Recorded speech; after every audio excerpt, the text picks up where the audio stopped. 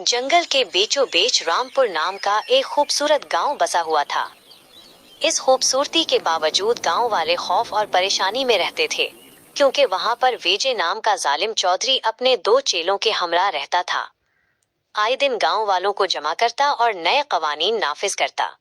वो छोटे छोटे जुर्म पर भी सख्त सजाएं देता था। गरीबी के बायस किसी के पास उसका मुकाबला करने की हिम्मत नहीं थी।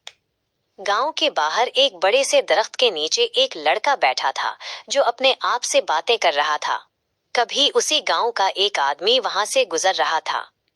एक अनजान लड़के को बैठे देखा तो बोला, देखने से तो अच्छे भले हो और पागल भी नहीं लगते, तो यूं पागलों की तरह खुद से बातें क्यों किए जा रहे हो? वक्कास भाई, आपका अंदाजा काफी अच्छा है। देखने से ही पागल नहीं लगता। मैं पागल हूँ भी नहीं। मैं तुम्हें जानता भी नहीं और आज पहली बार देख रहा हूँ, तो तुम मेरा नाम कैसे जानते हो? अभी तो तुम्हारा नाम ही बताया है। मैं तो लोगों को देखकर उनकी मौत का दिन भी बता देता हूँ। नादान लड़के, खुद को क्या समझ रहे हो? अगर ऐसा ही है तो बताओ, मेरी मौत कब है? आपकी मौत अभी बहुत दूर है।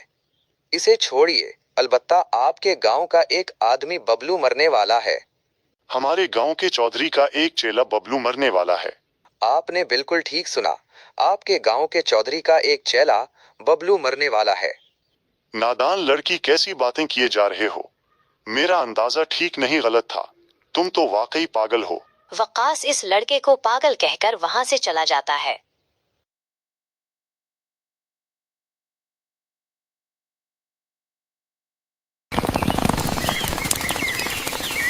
अगले दिन जब वक्कास अपने काम पर जा रहा होता है, तो आगे का मंजर देखकर वो चौंक जाता है। जमीन पर बेहुदा हालत में खून में लिपटी बबलू की लाश पड़ी होती है। चौधरी जी, गांव के करीबी जंगल में बबलू की लाश पड़ी है। कुछ देर बाद चौधरी हम्माद के साथ वहां पर आ जाता है।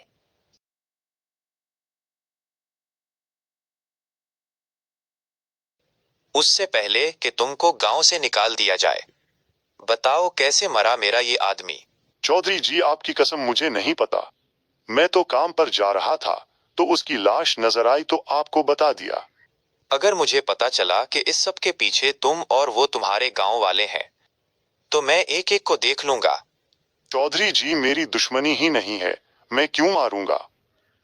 ज्यादा सफाइयां देने की जरूरत नहीं। तुम लोगों पर मुझे कोई यकीन नहीं। बस उसे दफनाने का इंतजाम करो। बेफिक्र हो जाएं, मैं दफनाने का इंतजाम करके काम पर जाऊंगा। इस लड़के की बात सच हो गई और ये बात पूरे गांव में फैल गई। अब आए रोज लोग उसके पास जाते और सवाल पूछते। अरे कितनी बार कहूँ, आप सबकी मौत अभी बहुत दूर है। अलबत्ता आपके गांव के चौधरी का दूसरा आदमी हम्माद कल मरने वाला है।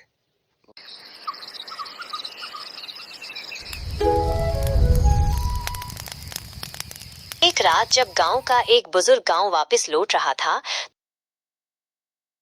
तो सामने का मंजर देखकर चौंक गया।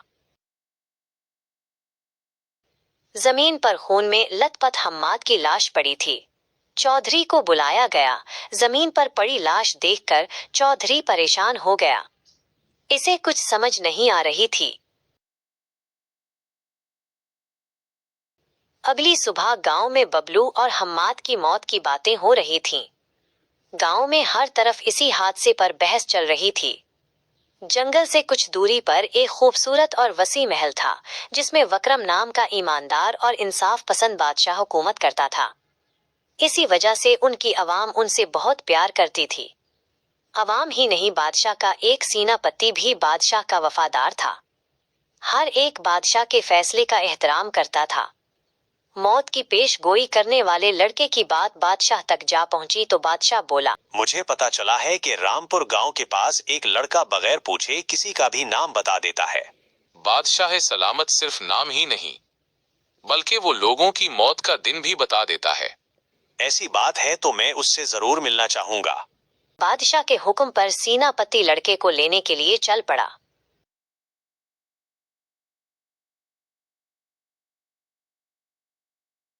उस दिन भी वो लड़का दरख्त के नीचे बैठा था। कुछ देर बाद सेनापति उस लड़के के पास आए। अरे लड़के, तुम्हें हमारे बादशाह ने अपने महल में बुलाया है।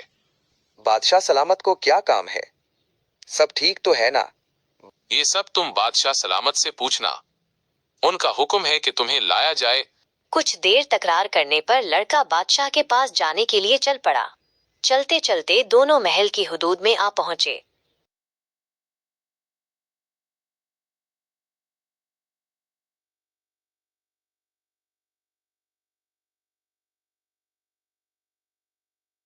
बादशाह सलामत, ये है वो लड़का जो लोगों की मौत की पेशगोई करता है। जो अभी सेनापति ने बोला किया ये सही है। बादशाह सलामत, ये सच है, मुझे मरने वाले का इल्म हो जाता है। अच्छा, तो बताओ मेरा ये सेनापति कब मरने वाला है? अब ये मत कहना कि उनकी मौत अभी नहीं है। अगर अभी नहीं भी है तो मौत का दिन बताओ, वरना बहुत ज्यादा सजा मिलेगी। ये सुनकर लड़का एक गहरी सोच में पड़ गया। इतना सोचना ही क्या है, बताओ मेरा ये सेनापति कब मरेगा? बादशाह सलामत, बस इतना कहूंगा कि ये इन 2 दिनों में मरने वाले हैं। क्या मैं मरने वाला हूँ बादशाह सलामत? मैं आपको छोड़कर नहीं जाऊंगा। सेनापति आप खामोश रहें। ठीक है लड़के, तुम जा सकते हो, लेकिन ये शहर छोड़कर नहीं। बादशाह को इस लड़के पर कुछ शक था, इसलिए बादशाह ने सेनापति के साथ एक प्लानिंग की। अगले दिन सेनापति जंगल से गुजर रहे थे और उनके पीछे हाथ में चाकू लिए कोई चल रहा था। वो कोई और नहीं बल्कि मौत की पेशगोई करने वाला लड़का था। जैसे ही सेनापति को मारने के लिए लड़का आगे आया, एक सिपाही दौड़ता हुआ आया और लड़के को पकड़ लिया। लड़के को महल में पेश किया गया। अब बताओ तुमने सेनापति को मारने की नाकाम कोशिश क्यों की? बादशाह सलामत, मैं आपको सब बताता हूँ। आज से कुछ साल पहले जब मैं छोटा था तो उसी गांव में अपनी माँ बाबा के साथ रहता था। गांव के चौधरी ने तंग करने के लिए एक नई चाल चली। बहुत दिन हो गए मैंने कोई कानून नहीं बदला, तो तुम दोनों बताओ मुझे क्या करना चाहिए? गांव वाले पानी बहुत ज्यादा इस्तेमाल करते हैं। मेरी मानो तो पानी बंद कर दो। बहुत ही उम्दा प्लान है। गांव वालों को तंग करना चाहिए ताकि उन्हें पता चले कि वो किस गांव में रहते हैं। तो चलो गांव वालों पर एक नया कानून नाफिज किया जाए। चौधरी ने हम सबको जमा किया, जिसमें मेरी माँ बाबा और मैं भी शामिल था। तभी चौधरी हम्माद और बबलू के साथ वहां आए। चौधरी जी आपसे कुछ कहना चाहते हैं, ध्यान से सुन लें। आज से जो पानी है वो पैसों का मिलेगा और तुम में से कोई भी कहीं और से पानी नहीं लेगा। सिर्फ और सिर्फ पानी हमसे खरीदा जाएगा। और एक जरूरी बात, अगर चौधरी जी को पता चला कि पानी कहीं और से लिया है तो इसका अंजाम बहुत भयानक हो सकता है। कुछ दिन बाद दोपहर को मुझे प्यास लगी तो मैंने माँ बाबा से पानी मांगा। बेटा, आज रात किसी से पैसे मांगकर पानी मिलेगा, तब तक तुम्हें सब्र करना पड़ेगा। बेटे, तुम्हें तो पता है ना, तुम्हारे बाबा का काम कुछ ठीक नहीं चल रहा। प्यास की वजह से मैं बेहोश हो गया। माँ बाबा से मेरी ये हालत देखी नहीं गई। हमारे गांव के जंगल में एक कुआं था जिस पर चौधरी की मिल्कियत थी। माँ बाबा बगैर पूछे वहां से पानी लेने चले गए।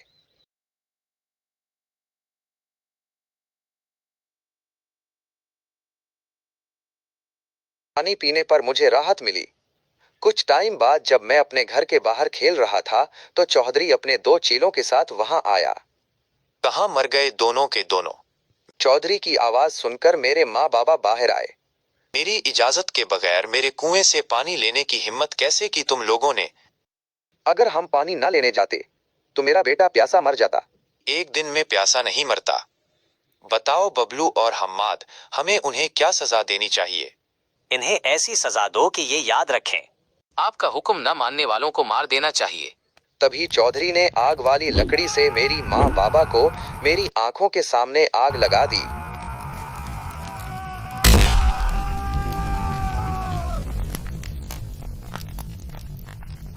मैं वहां खड़ा देखता रहा और रोता रहा।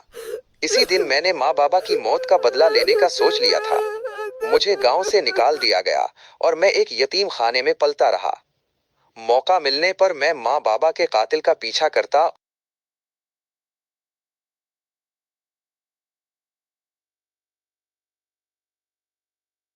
और उन्हें मार देता था। जाओ सिपाही, इस गांव के चौधरी को लेकर आओ। सिपाही बादशाह के हुक्म पर चौधरी को लेकर महल में हाजिर हुआ। बादशाह ने सारी बात चौधरी को बताई और डराने पर चौधरी ने अपना जुर्म कबूल कर लिया। मुझे माफ कर दे, मुझसे गलती हो गई। क्या सलामत, मुझे माफ कर दें, मैंने तो अपने माँ बाबा का बदला ही लिया है। बादशाह को बहुत ज्यादा गुस्सा आया और कहा कि तुम दोनों ने इंसानियत का कत्ल किया है, बाकी जिंदगी अब जेल में रहोगे। बादशाह के हुक्म पर उन दोनों को पुलिस पकड़कर ले गई। बादशाह ने रामपुर गांव का कंट्रोल भी खुद ले लिया। एक बार फिर बादशाह के इस फैसले पर अवाम ने भरपूर खुशी मनाई।